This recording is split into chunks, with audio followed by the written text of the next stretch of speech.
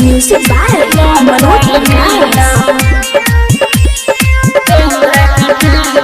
ढेर दिन पयाहिल बनी बाहर से घर फौआ लगा हमरा नहीं चल तू कर बनल बाटे मुंडे आज कुछ जानी बोला धीरे धीरे साड़ी रानी अपन तू खोला आज भर रेल दा तेल धक ठेल दा तोहरे धान आज मन भर मेला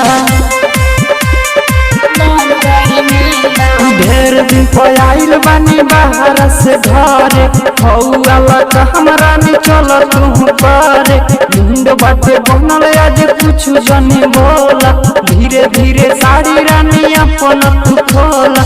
आज भर रेल दा तेल धक ठेल दा तोहरे धान आज मन भर मेला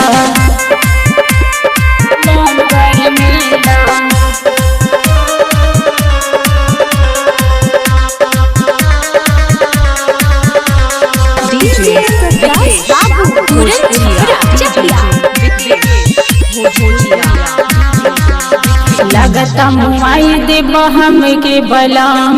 मजा के चक्कर में दर्द करता बदन कोहरा बारा दहस तू दर्द के हो बुझिए के अपन तुम्हारा के हो आज भर रेल दा तेल धक ठेल दा तोहरे धान आज मन भर मेला